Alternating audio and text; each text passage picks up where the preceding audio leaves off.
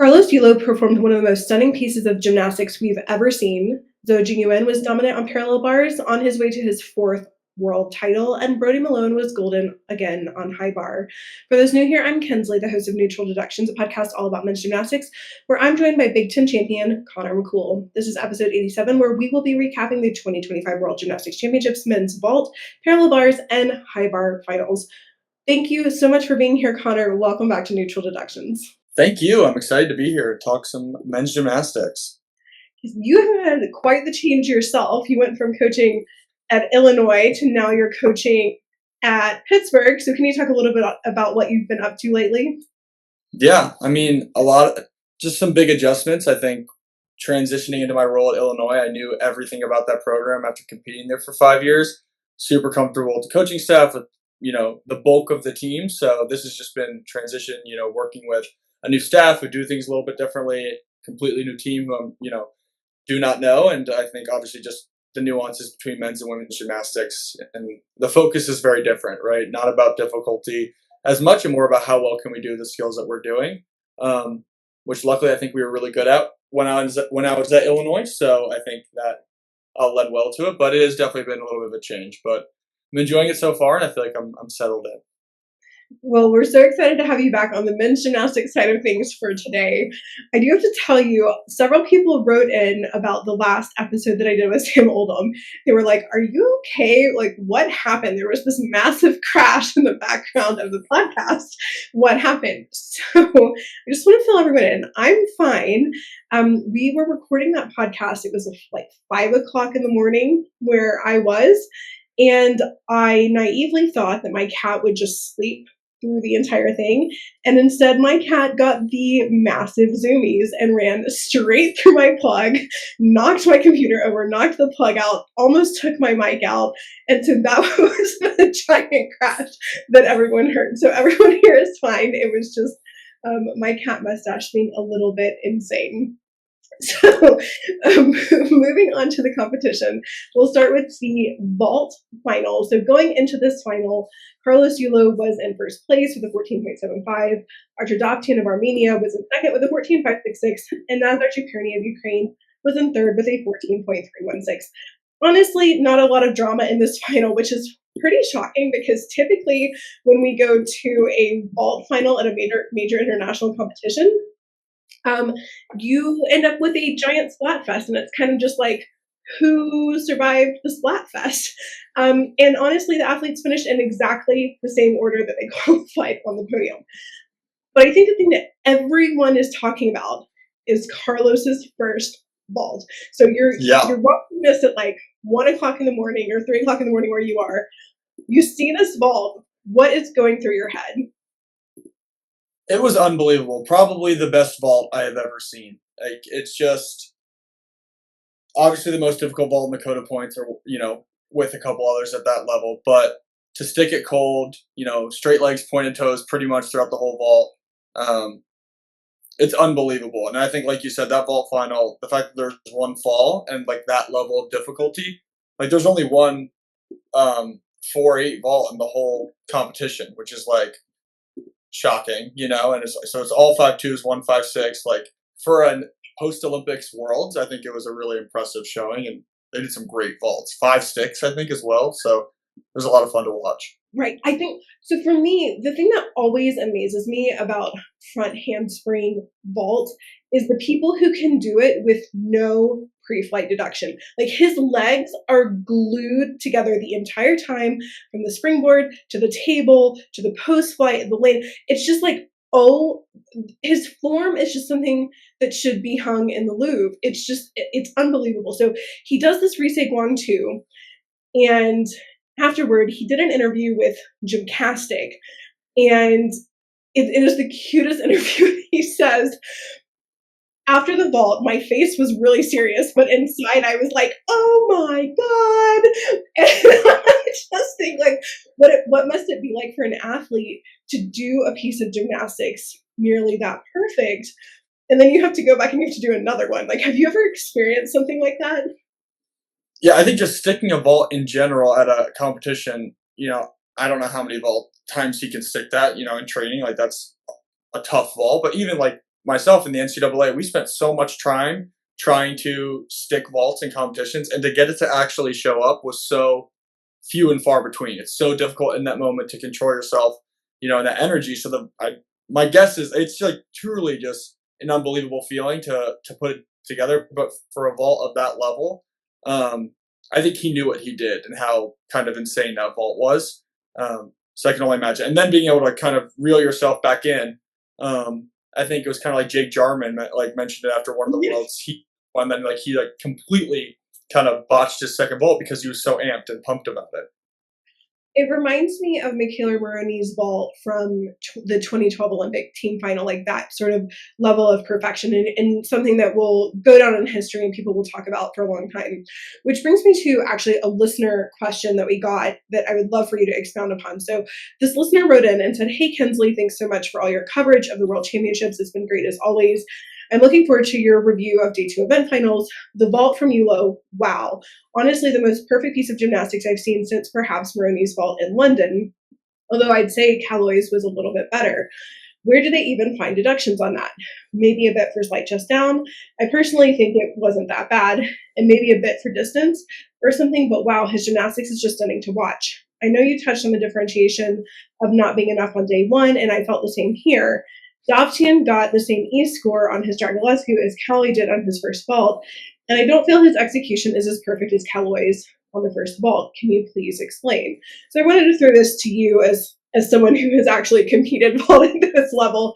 Can you maybe help walk this listener through, was the 0.5 that was taken from Carlos's first vault, was that appropriate? Where could you find these deductions? And then maybe compare it to Archer Dopkian's vault as we transition to him and being the silver medal winner. Yeah, I think it's there if you really I mean, we always talked about when you judged vault, it was like you found what you saw and then you added one for fun. We always used to say that. So I think he definitely lost form right at the end of the half turn, like a little bit of a knee bend, could do a flexed foot. I think the biggest thing was he likely got a 3/10 chest down. His shoulders were at hip level, which is kind of the start of 3/10, and he kind of held it there for a second. And the judges are, a little bit above, which I think kind of makes it look worse as well. So my guess is they kind of took everything they could see. And then for Dovkian, I think that's almost a bad comparison because he's also one of the best execution-wise. He has a cowboy. My guess is they could have taken 3 or 1, but then he has a little bit of flex foot. But that's kind of it for that vault as well. He didn't really have any chest issues. So they kind of even out. I think my bigger gripe was with other vaults that didn't stick and were going 9-2, 9-3, when they probably had some in airs. Some of Nazar, he does some great vaults, but there is deduction. Then he also had steps on the landing. So I think it was more they're unwilling to go high enough to reward it, but then they take the appropriate deductions for the people just below. So the separation isn't appropriate. I think 9.5 is accurate for that vault, but in comparison to the lower vaults, you probably would have hoped to see some sort of bigger separation. And that probably for me would have been just going a little bit harsher on the vaults below. And I think one of the other things was, if I remember correctly, Carlos's vault was just a little bit offline, and Dovtian is almost always sticks right down the center, and so there's no deduction there too. It's interesting what you said about the E-scores and the judges maybe not being willing to throw out the perfect execution scores or as high of execution scores as maybe are warranted, or maybe not. I don't want to say punish, but take the deductions that are always there.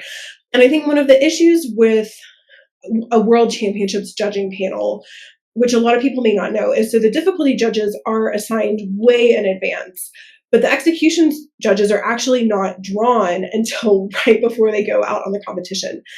And this is to prevent cheating from happening. But the problem that comes with this is there is a lack of calibration that can happen with the judges at these competitions. And so often if you have someone earlier in the lineup, what's happening is the judges are kind of trying to calibrate themselves to how are the other judges going to judge. And this is because if they are found out of range of their judging panels, they get flagged and have to go under review for the FIG.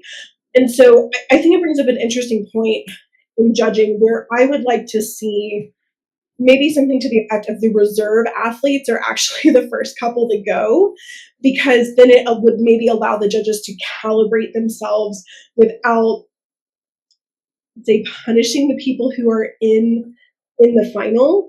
And I think that this often comes up with what we'll talk about next with parallel bars and Zou Jingyuan, who, let's talk about his like 2019 team finals parallel bar routine. There, I think at most were like 3 to 4 tenths of deductions they could have found, and people on that panel were going 8 tenths to a point off.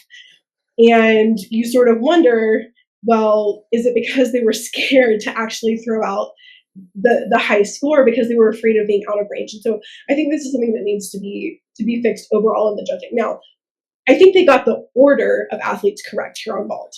That's nothing, like, I think Carlos, then Archidovtian, then Nazar Chapirny, correct order. But it is interesting to see, like, should the spread maybe have been a little bit different?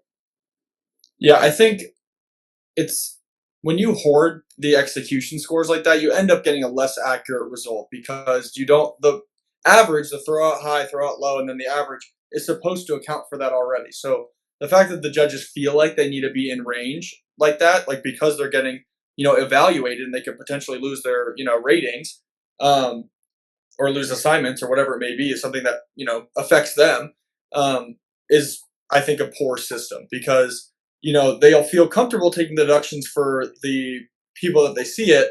And then when it gets a little bit better, they just put in, a 9.5 for that vault because they know worst case, somebody's going to be like, what, 2 tenths above me, 2 tenths below me. It's like a safe number to put in that they feel like, they won't get flagged, but that means they're not doing their job and not evaluating them correctly. Like, you want judges who really see more deduction and take it, and the people that don't see it, so then it, weighs itself out. When everybody just kind of gets into that same thing, like same kind of wavelength, that really doesn't. I think they got it right in this moment, but there's times where we feel like the athletes aren't ranked. I think floor is one that really frustrates me. I feel like everyone just gets an 8.6, no matter how bad your landings are, and judges just kind of get a little bit afraid to take those 3/10 hops or whatever it is.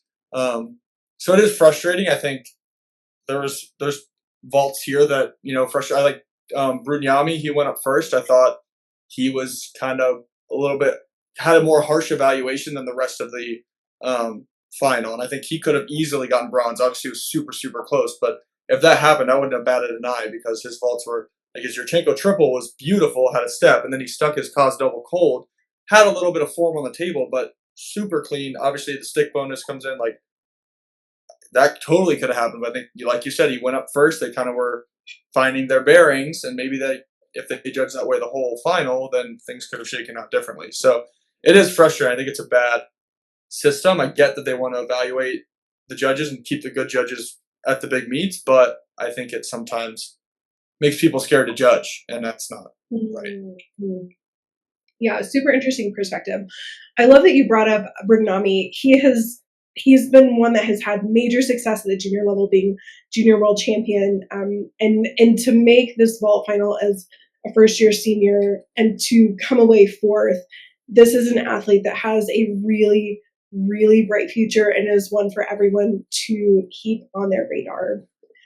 I would love to move on to parallel bars. I think this for me is always the least nerve-wracking of the Fed finals because there's no question who's going to win as long as he doesn't fall, and he basically never falls.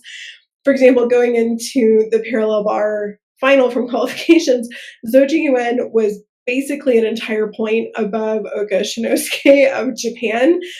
And again, it's just like he has so much room for error and he just doesn't make errors. And so going into this final, it was Zou Jingyuan of China, then Oka Shinosuke of Japan, and then Tsunegai Tomohiro also of Japan. Unfortunately, Oka did not have a great showing here, but I want to talk about the 3 medal winners, which was Zou Jingyuan. So let's start with his routine first. What stood out to you as good and maybe surprising in his routine? Neutral Deductions is your exclusive gymnastics news platform focused entirely on men's gymnastics. To show your support, please subscribe to Neutral Deductions' YouTube channel and follow us on Instagram. I think, like you said, he's pretty automatic. Like, you know what to expect from him, and it was more of the same thing. Really, really great gymnastics. I think to your point, like you mentioned, um, looking at his 2019 routine, I think this was one of the routines where you can find 7/10s. But like it brings to the point, like if he did stick the discipline, didn't have that arm circle, would they have given him the 9.5? Probably not. They probably would have given him a 9.3 again. So it's like I think in this moment they took the appropriate deductions, but when it gets even better than that, like we know he can, I feel like he always ends up in the same exact e-score range. I think we've had like one or two moments where judges were actually brave enough to go above 9.3. So this felt like a correct score, but like it makes you wonder if he did stick the dismount cold like he does a lot, would his score have been any higher? Probably not. But it was a fantastic routine. I think there's a couple things that he does that end up being built in, like the front uprise muckhoots. Like every time he pause, it's a 10th. It's just going to be there. And sometimes he pikes on his swing handstands, which like it's a weird one, but there's not a lot of room in the code of points. Like they don't really give you a lot of variance before they start taking a 10th. So I think those are where they'll take it. And then sometimes like his peach half will be a little bit over, but like it's a couple tenths here and there. So, but it was like just toe point, like everything that he does, like still sets the standard, and it having the highest, almost the highest difficulty, but then beating everybody out by at least what it was like 6/10 in e-score. Like he's just, you can't be matched. I think his peach half is so interesting because if you saw his peach half in basically any other routine, you'd be like, oh, that's quite good. But when Yeah. when everything else in his routine is essentially perfect, on top of the bar, great rhythm, huge amplitude, it sticks out as something that is less than like overtly perfect. And I think that this is again one of those areas that we talk about with judging, where if this was in someone else's routine, I'm not sure it would be deducted, but in his routine it is, because it's just that far Yeah. above everything. Now, his dismount was really interesting to me. He found his bearing, but he didn't click his heels. And this drives me nuts about the Chinese athletes, because this is so common that they forget to click their heels, and they have lost multiple medal places over the years about this. And I just consistently wonder, is this a translation issue where they are not training this, or they forget? And I don't know, but I'm like, you're losing marks because you're not clicking your heels together. Yeah. You have to wonder, for a country that does everything so well and doesn't really leave things up to chance or up to, debate, something like that, which is, I don't know, for like in the US, a pretty, a thing that has been a forefront since they switched the rule in 2017. It does make you wonder if there's just something that gets missed. It is shocking, and it's something I would like to get to the bottom of, because it does feel like something that's potentially unfair, because to my knowledge, I don't believe Chinese is one of the official languages that the FIG Code of Points is actually translated into. Yeah. And so they, to my knowledge, are relying on their own translators, or their own people who can speak English or French or another one of the common FIG languages to translate to their athletes. And I would hate for them to continue to miss because of that. I do want to go ahead and wrap up parallel bars.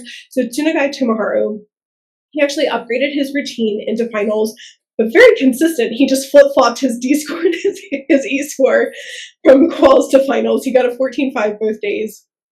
And then Daniel Mironov, who's one of the AIN athletes competing under the Russian AIN flag, actually ended up getting bronze here.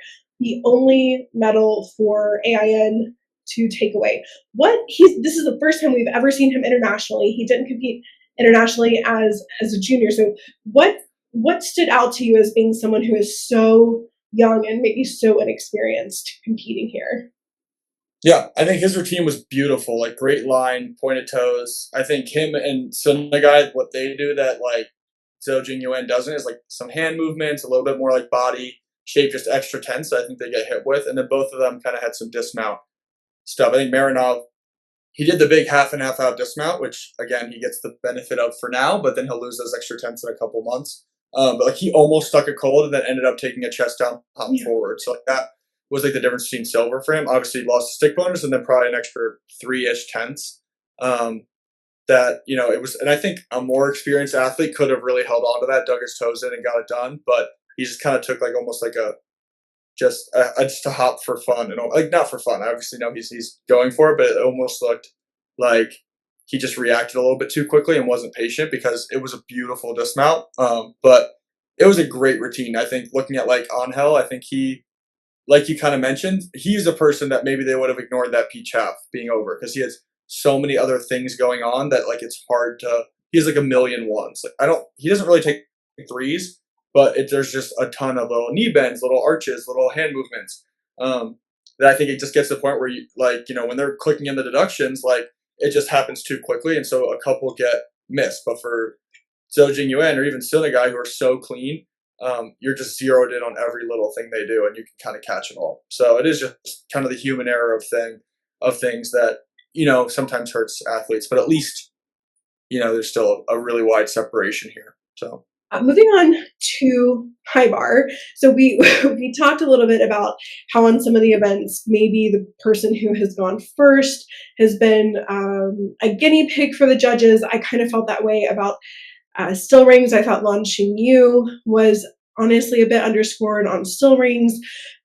We talked about potentially that being an issue for Tomoso on vault and some things like this. But then we get to high bar, and Brody Malone kicks off the competition in a very like Fabian Hambushin a la 2016 Olympics manner. And the interesting thing for Brody is there was so much of a question mark around what routine he was going to actually be competing in this finals. If you haven't listened to the qualification episode, I talked about this in depth where he did not get credit for one of his skills called a Linkler due to a recent change in the code of points.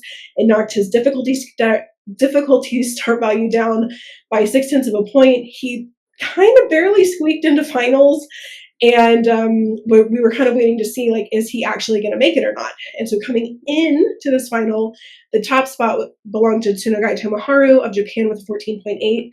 Then Joe Fraser was in the silver medal position from Great Britain with a 14.533. And then Hashimoto Daiki, who's been Olympic champion, who's been world champion, with a 14.4. So Connor, walk me through what happened in Brody's routine. Did he get credit for the Winkler? Did he not get credit? How did it go? it was excellent this time around. Like there really wasn't any question. I think there's probably still a tenth of Pike, but then that new clarification they just came out with, what, in my opinion, way too close to the World Championships to give out something that is, I feel like that, important. And clearly there's something they're locked in on because they took it away. But he, clearly, was looking to do it well. And I think it was I think the reason he piked so much qualifications because he came in really close. So like he kind of had to. This one, like, perfect distance, baby pike. So it was like you could hear the NBC commentators like, yep, he's getting that. Like it was pretty clear right from the beginning. I think the one thing with Brody is he either is kind of, magic or sometimes a little tragic. And I think he went up and just did everything. Like the top half Lucan was beautiful. Like it was just, he was on. Did you just say it's either magic or tragic? Maybe, yeah. Did you get that line from NBC and themselves? No, but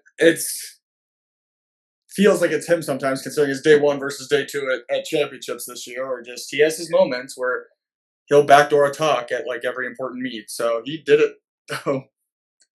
Yeah, so the one skill I always hold my breath on with Brody is his talk full.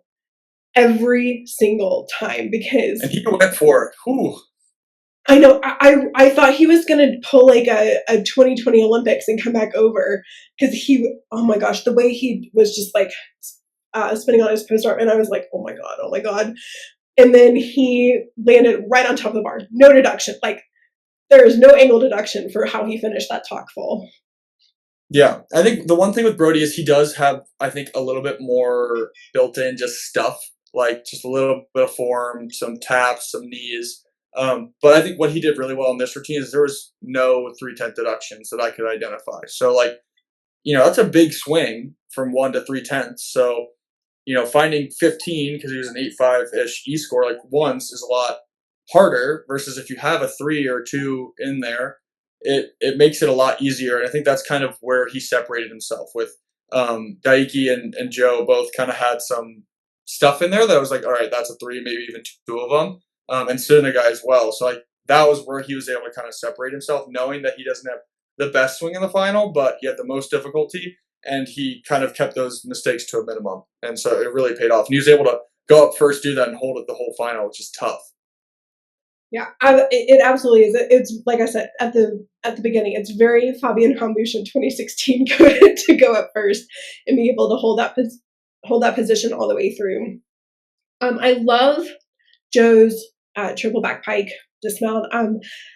I was really, one of the things I was focused on this competition was soaking in all of these high level dismounts, because I'm just not sure that we're going to see them in 2026 and 2027 as much, with how the code of points is going to be changing.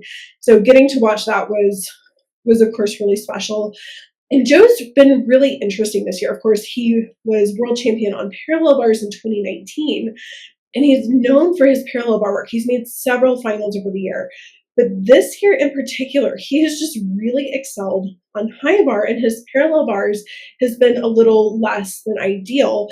And so for him to come here to the World Championships and to win a medal on this event, I think that has to boost his confidence that he's more than just this parallel bar worker, right? And I'm excited what he's going to do next year. I do wonder, with the dismount rule getting changed back, how much people are actually going to revert. I think part of it is like, when somebody does just a new skill that nobody even thought of, like at first people think they're crazy, but then once you kind of have someone do it, you're like, all right, like it's possible now, I'm going to try it. And then like, I think like the Riseg Wongs on vault, like for instance, or how quickly people are picking up Winklers on high bar. Like once I think people make it worth it or show some sort of belief in it, like people try and realize like, oh, it's not that bad. And I think dismounts were a lot of that this year, where they're like, all right, like we can do it. So like now he's going to lose a couple tenths because it's going to get downgraded back to just the 5/10 for the element group. But I think like the triple pikes might still be worth it because it's worth 2/10 more than the double layout still. I do think maybe like the layout double doubles on rings, I think kind of came to grief for a lot of people. We'll probably go back to tux because it's only worth 1/10 more. But Donnell showed that he can clearly do that triple pike really well. So I think there's cases where, in a weird way, this was obviously had some adverse reactions and some really scary injuries, but I think it did get people to push their boundaries, and it might kind of push people in that direction still, even without kind of the added double bonus. But for Joe in general, he's tried so many different routines. I think he was like really working on the pagan for a while, and that was just inconsistent. And then kind of seeing this one come together, and the triple pike is not easy at the end of that routine, but it was really cool to see him do that, because he's been a guy that's knocking on the door on high bar and kind of in some finals, but then also would kind of fall at some inopportune moments. So it was a really awesome moment for him to kind of come out and do the big difficulty and get it done. Absolutely. So the final results for high bar were Brody Malone of the USA and first with a 14.933, Hashimoto Daiki of Japan and second with a 14.733, and then Joe Fraser of Great Britain in the bronze medal position with a 14.7. A couple final thoughts. We had some listeners write in and ask questions about why we don't talk about every routine in detail. And I want to sort of clarify this. It's not because we don't care about those athletes. It's not because we don't think that the gymnastics that they did was important. It is very simply because the World Championships moves at such a fast pace, and we're trying to recap it in real time, that if we did a full episode recapping every single person and everything that went into it, it would be an hour and a half every day.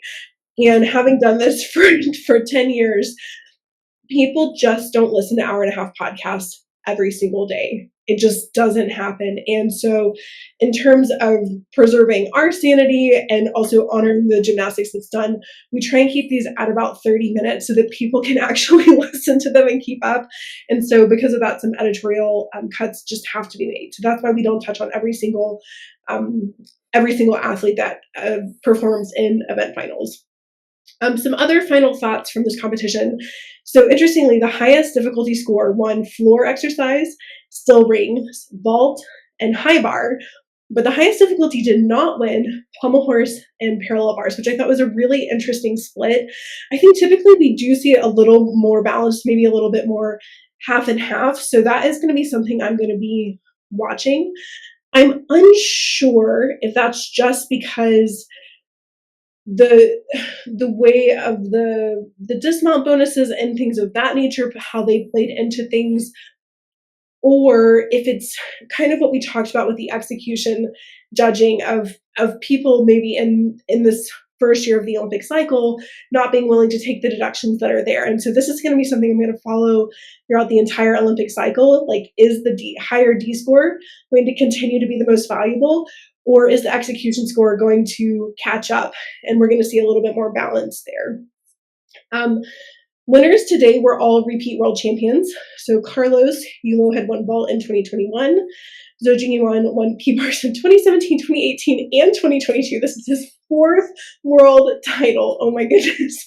And that's just on parallel bars, to be clear. He has a couple other team titles. And then Brody Malone also had won high bar in 2022. In terms of medal count, China takes the gold, having won 2 golds, 1 silver, and a bronze.